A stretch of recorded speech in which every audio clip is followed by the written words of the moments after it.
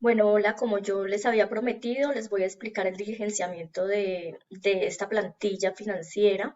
Es con el único objetivo de conocer pues, la situación actual de la organización, sin ir más allá de lo financiero, porque evidentemente ustedes durante toda la especialización o durante todo el proceso de aprendizaje van a estar viendo, van a estar mirando pues materias más a profundidad. Seguramente van a ver análisis financiero y ahí van a tocar pues todo el tema de indicadores de actividad, de rentabilidad, los inductores de valor más a profundidad. También van a ver materias de proyectos donde pues van a poder analizar todo el tema de costos fijos, costos variables, evaluaciones de proyectos, TIR, BAN, etcétera. En esta oportunidad, pues lo que vamos a hacer es un análisis financiero muy superficial, no ir más allá. Sin embargo, pueden ir aplicando lo que ustedes vayan viendo durante todo el proceso de aprendizaje al trabajo con la finalidad de que ustedes mismos puedan probar sus conocimientos y puedan ver si son capaces de analizar los resultados de los indicadores que se les propongan. Esta plantilla es para que ustedes diligencien la información financiera de la empresa para los años que yo les solicité, que fue 2016, 2017 y 2018. En algunos casos, algunos estudiantes me han dicho, profe, pero es que si yo tengo hasta el 2019, pues listo, entonces 2017, 2018, 2019 y la información va a ser mucho más reciente. Pero si nos facilitan la información de solamente estos 3 años, no hay problema. Listo, igual podemos hacer el análisis sin ningún inconveniente. Lo de nosotros es mucho más administrativo que financiero, pero pues es evidente que yo les tengo que aclarar que la parte de presupuesto, de indicadores y antes de yo hacer todo el tema de control y medición, tengo necesariamente dentro del proceso de planeación estratégica realizar presupuestos, análisis de costos y demás, que no lo vamos a alcanzar a ver porque el tiempo no nos da y que lo van a reforzar con otras materias, sí. Por eso les digo que si ustedes quieren pueden ir aplicando lo que vayan aprendiendo en el transcurso de la carrera para que pues ustedes mismos se vayan probando o pues como ustedes consideren necesario. Entonces, esta plantilla tiene ciertas celdas formuladas. Yo las dejé en colorcito especial para que por favor no se modifiquen. ¿Cuáles son las celdas que están formuladas? Estas que podemos ver en color grisecito. Entonces, estas que tienen formulita, por favor, no la diligencien, las demás sí tienen que transcribir la información. Listo, aquellos igual no quedaron bloqueadas ni nada, pero aquellas personas que quizás al final no les dé cero, ¿sí? La verificación del balance general con el estado de resultados y esto, la ecuación patrimonial no les dé cero, entonces pues van mirando los estados financieros que tienen, miran si el cálculo que está propuesto acá es el correcto o no. Sin embargo, yo cuenta por cuenta o razón por razón, yo les voy a ir explicando uno a uno cómo vamos diligenciando el tema. Entonces, para la parte inicial, que es nuestra fase filosófica, necesitamos pues conocer la situación financiera actual de la empresa. En otro evento hubiera solicitado análisis vertical, análisis horizontal, un poquito de análisis de indicadores de rentabilidad, de actividad y demás, pero no quiero entrar allí porque esto abarcaría mucho tiempo y lo importante es que nos enfoquemos en la parte administrativa. Entonces, cuando yo tengo los estados financieros de una organización, ¿sí? Yo se los voy a entregar así tal cual está esta plantilla, es decir, diligenciada, para que ustedes vayan mirando cómo van llenando la de ustedes. Cuando nosotros tenemos un estado de situación financiera de una empresa, lo que tenemos que tener en cuenta es el resumen general, ¿sí? Porque digamos que si nos vamos a ir directamente a la especificidad de cada cuenta, nos va a tomar mucho tiempo hacer el resumen financiero. Entonces, lo mejor es tener el resumen financiero para que sea más fácil diligenciarlo. ¿Cómo es el resumen financiero? Muy seguramente mi resumen financiero ya viene detallado cuál es el valor de las ventas en el 2016, cuál es en el 2017 y cuál es en el 2018. Estoy hablando exactamente del estado de resultados. Entonces aquí en la parte del nombre de la empresa, pues colocamos la empresa que estamos analizando y esto automáticamente nos modifica pues lo que tengamos debajo con la misma información, que es esto que está acá, que está formulado. Entonces, por ejemplo, si la empresa se llamara empresa ABC, automáticamente pues abajo me va a replicar la información para yo ahorrarme un poquito más de tiempo, ¿no? Digamos que no es nada del otro mundo, pero pues eso me ayuda a que agilice mi operación. Listo, entonces vamos a replicar acá otra vez control Z para dejar la plantilla tal cual. Acá entonces vamos a colocar el valor total de las ventas o de los ingresos operacionales o de ingresos por actividades ordinarias. Pueden encontrarlo con esos nombres en sus resúmenes, ¿sí? Lo pueden encontrar por ventas, ingresos ordinarios, ingresos operacionales, ingresos de actividades ordinarias, con esos nombres. En sí son el total de los ingresos recibidos a causa de la operación de la empresa, de sus ventas de bienes o de servicios o de ambas cosas, dependiendo de la actividad económica a la que ésta se dedique. Entonces, colocamos nuestro resumen para cada uno de los años, 2016, 2017 y 2018. Listo. Para el costo de ventas, el mismo resumen financiero nos los da. Si no nos los diera, muy seguramente van a encontrar costos de ventas operacionales, costos de ventas tal, lo van a encontrar muy específico. Lo que hacen es sumar y colocar el valor total acá. Listo, el sí tiene que estar la totalidad del costo de venta en cada uno de los años para el estado de resultados. Aquí esto no se modifica automáticamente, él lo que hace es restarme el valor de la venta menos el costo de venta, por consiguiente esto no se va a ajustar. ¿Listo? Esto no se ajusta, ¿sí? Está formulado.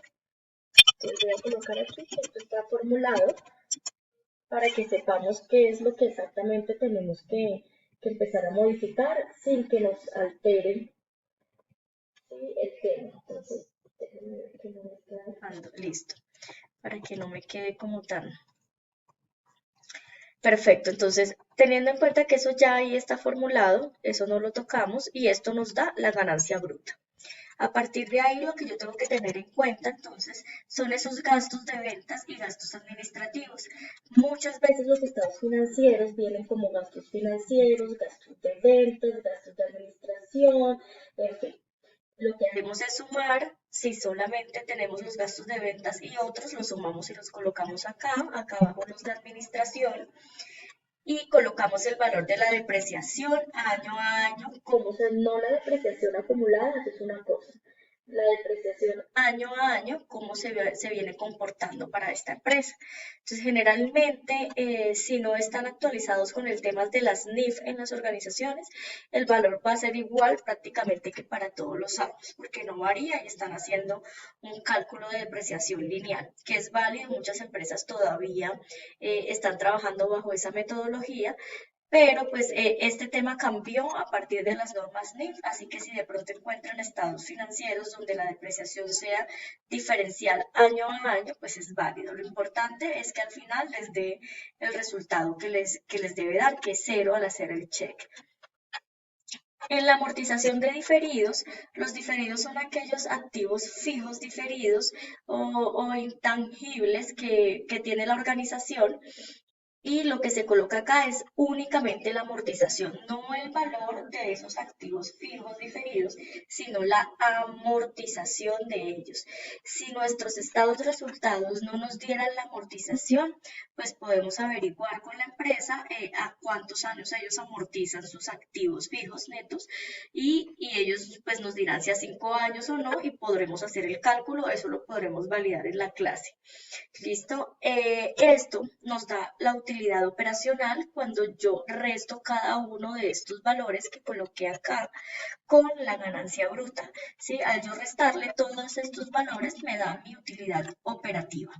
¿Sí? Listo, seguimos. Cuando ya yo tengo esto acá diligenciado, lo importante es que como esto que también está formulado, entonces esto que está formulado, no lo ajustemos. ¿Para qué? Con el fin de comprobar que efectivamente esos resúmenes que nos están pasando las empresas nos dé igual, ¿sí? Que la diferencia no sea relevante, o sea, por ahí un centavo o 0,1 centavos, pero o nos tiene que dar el mismo valor. Si yo al ingresar estos valores, la utilidad operacional del estado financiero que me está pasando la empresa es totalmente diferente a este, tengo que mirar si es que me hace falta agregar una cuenta o que estoy sumando mal, que no agregué, que es que estoy restando en vez de sumar. Pero el valor me tiene que dar exactamente igual. ¿Sí? Entonces, por eso yo les pido que no los modifiquen porque eso también nos ayuda a mirar si efectivamente los estados contables de nuestras organizaciones están correctos. Listo, entonces luego seguimos con los costos y gastos financieros, que son como los intereses que se pagan de las deudas que se adquieren por los préstamos que estas o se otorgan con los bancos o terceros o cooperativas para pues solventar su operatividad, ¿no? Entonces, lo que va aquí en costos y gastos financieros son esos intereses que se pagan. Generalmente ya vienen, obviamente, en su estado de resultados, pero pues para que ustedes sepan cuáles son esos costos y gastos financieros, que es totalmente diferente al valor que se paga mensual de la deuda. Acá solamente se colocan los intereses. Otros ingresos no operacionales, suponiendo que de pronto la empresa, aparte de su actividad económica, no sé, recicla y por ese reciclaje recibe un dinerito extra, esto haría parte de los ingresos no operacionales y tendríamos que colocarlo acá. En este caso, pues yo no puse nada porque pues no ameritaba en el ejemplo. Este campo también está formulado, por consiguiente, no lo ajustamos y esto que nos da la ganancia antes de impuestos. Ahora, tenemos que entrar a mirar qué tipo de empresa estamos trabajando. Todo esto de acá está formulado.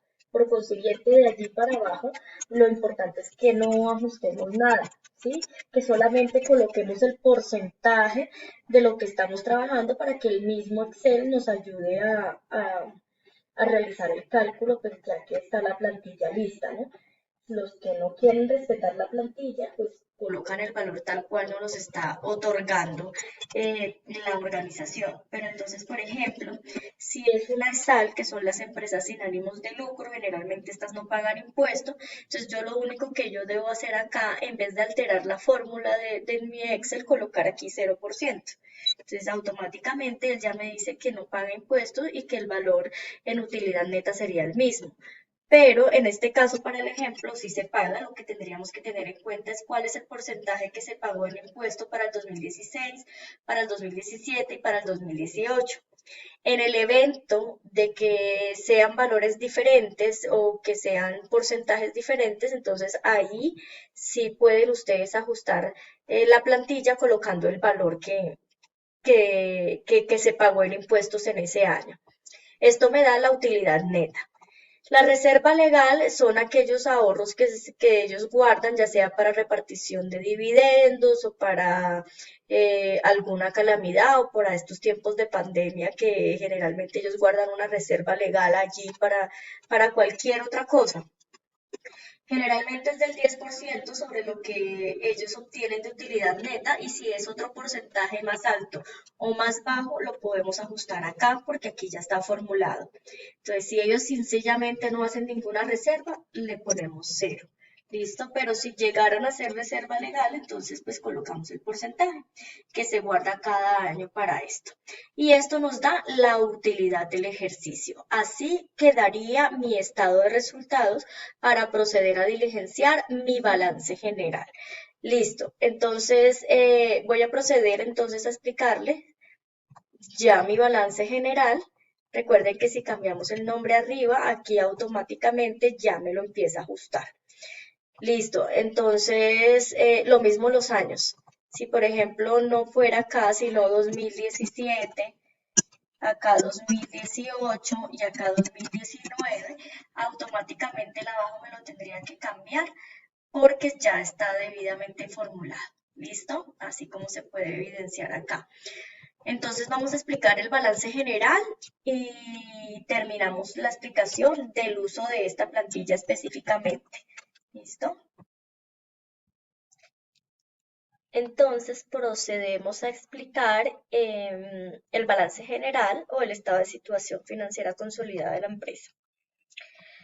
Entonces sabemos que el balance general se compone de activos, pasivos y patrimonio y que nuestra ecuación patrimonial es que pues los pasivos sumados con el patrimonio me tiene que dar igual al total de los activos para que al final esa ecuación patrimonial me dé cero.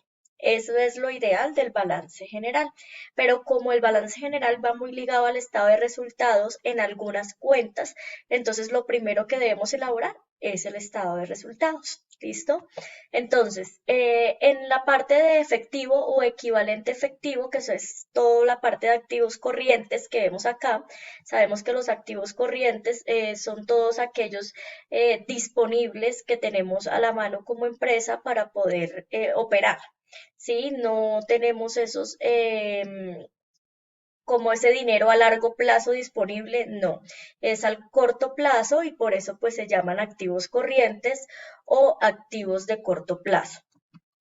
Entonces, tenemos el efectivo o equivalente efectivo, entonces yo puse entre paréntesis caja y bancos, porque pues es el valor que debemos colocar acá. Si lo tiene la empresa de pronto en el resumen en dos cuentas, pues lo sumamos y colocamos el valor de esos dos acá. O si lo tiene como efectivo o equivalente efectivo o activo disponible, que también está a veces catalogado así, pues lo colocamos acá. Luego vienen los deudores comerciales, que es lo que también conocemos como las cuentas por cobrar a terceros o internos, ya sea a deudores comerciales externos o a los mismos socios. Esas deudas de cuentas por cobrar las colocamos acá, sumadas o si solamente están detalladas en una cuenta, pues colocamos este valor acá, en esta parte. Luego vienen los inventarios y eso depende del tipo de actividad económica que desarrolle la empresa.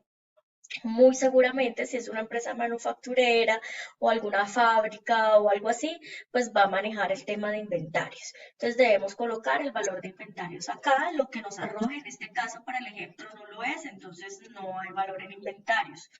Colocamos entonces la suma de estos tres valores acá en activos corrientes. Ya está formulado, entonces no tendrían que colocarlo, sino que nada más tendrían que verificar si efectivamente el valor del total de los activos corrientes está igual en el resumen que las empresas les están pasando o si hay alguna diferencia, mirar en qué consiste. ¿Listo?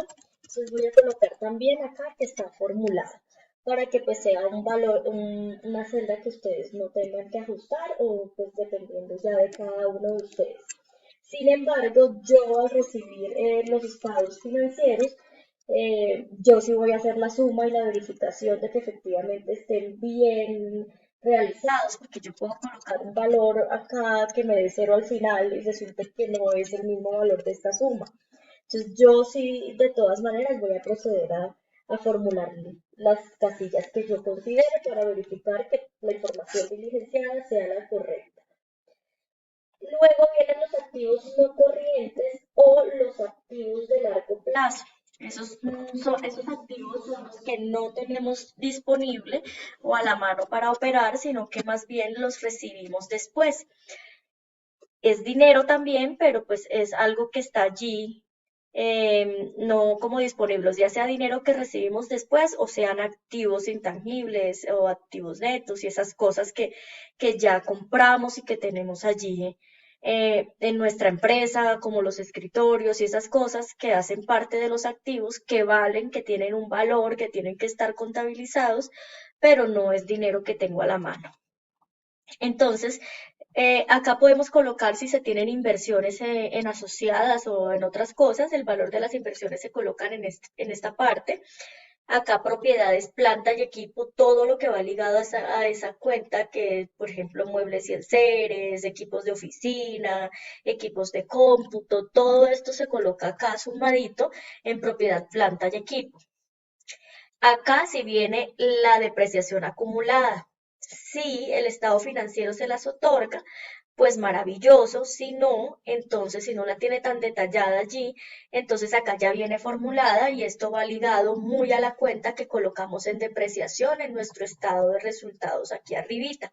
¿Sí? Entonces por eso es tan importante que aquí sea la depreciación, que no es lo mismo que la depreciación acumulada y acá la depreciación acumulada, entonces vendría siendo la suma de los valores del año inmediatamente anterior más la depreciación de ese mismo año.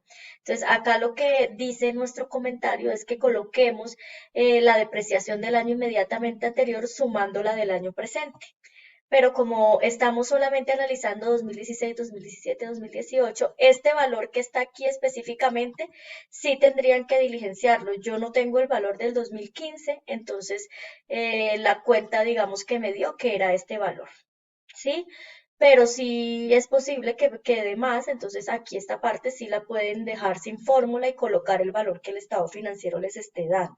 Porque aquí lo que está haciendo es diciéndome que este valor es igual al que yo estoy colocando acá arriba en el estado de resultados. Y si es una empresa que tiene más de 3 años o 4 o 5 años en el mercado, muy seguramente este valor no va a ser igual al de arriba, al de la depreciación, sino va a tener un valor acumulado con el año inmediatamente anterior. Entonces, este sí lo podemos diligenciar. Listo. Acá y lo que me hace es sumarme el valor de esta depreciación más el de este año y así sucesivamente para los siguientes años. Esta celda también está formulada. Entonces, por favor, para que lo tengamos en cuenta, cuando ajustamos la fórmula y cuando no. Eso depende de la situación de cada organización y lo estoy aclarando porque pues después se presentan dudas, inquietudes y demás. Voy a colocar acá también que esto está formulado. Pues no debería porque acá se los estoy explicando, pero pues para que no queden como dudas y vacíos, porque no todas las personas comprendemos la información de la misma manera. Entonces hay que ser también conscientes de ello. ¿Sí? No todos somos contables o administrativos, hay personas que vienen de otras carreras y que de pronto les cuesta un poquito más de trabajo entender este tipo de plantillas, ¿sí? Que no los han visto en algún momento, pero no tan a profundidad, ¿sí? Entonces, seguimos con los activos intangibles o diferidos, que como yo les mencionaba, estos sí son ya el valor de esos activos intangibles o diferidos o fijos netos. La suma de esos dos van aquí, ¿sí? De tal manera que arriba en el estado de resultados solamente iría la amortización de estos activos que estamos colocando acá. Entonces, esos sí los diligencian de acuerdo a lo que la empresa haya calculado. Listo. Esta fórmula lo que me hace entonces es sumarme acá, pues cuáles son esos activos no corrientes o de largo plazo. Y finalmente me suma los activos corrientes y los no corrientes para darme el total de los activos totales, ¿sí? Valga la redundancia. Entonces, listo. Teniendo ya la suma de mis activos totales, prosigo con los pasivos, que son todas esas deudas que la empresa tiene. ¿Sí? Ya sea con entidades financieras, con los mismos socios, en fin, o con otro tipo de terceros. Lo que hacemos entonces es colocar todos esos préstamos corrientes y obligaciones financieras sumadas en su totalidad acá. Ese es el valor total de sus deudas en cada uno de los años. Las cuentas por pagar, o sea, lo que le debemos a proveedores, en este caso, o sí, cuentas por pagar comerciales y otras cuentas por pagar, ya sea socios, a terceros, a cooperativas y demás que no sean financieras, las colocamos acá. Listo. Luego vienen los pasivos por impuestos corrientes. Esos pasivos por impuestos corrientes van muy de la mano con esto que colocamos en el estado de resultados, que dijimos que si la empresa pagaba impuestos o no pagaba impuestos. Entonces, este es el valor que tenemos acá, que dijimos que si pagaba impuestos, si era pronto una entidad sin ánimo de lucro, colocábamos cero acá y si no, pues depende del porcentaje. Este es el valor que se calcula aquí abajo, aquí mismo en el balance general, que es el valor de lo que se esté pagando de esos impuestos acá en los pasivos. Ya viene netamente calculado Sin embargo, si presentan alguna duda, pueden diligenciarlo tal cual como el estado de resultados de la empresa se los proporcione, quitándole la fórmula, no hay problema. Sin embargo, pues yo acá coloco que este campo también está formulado.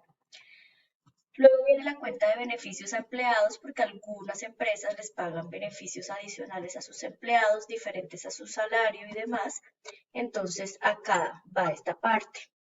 Recordemos que los salarios y demás y todo eso hace parte de los gastos administrativos de la empresa y que también pues todo va muy ligado a las deudas de esta, ¿no?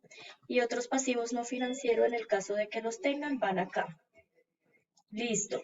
Esto me da a mí los pasivos totales, ¿sí? Porque acá yo estoy metiendo de una vez pasivos corrientes y no corrientes.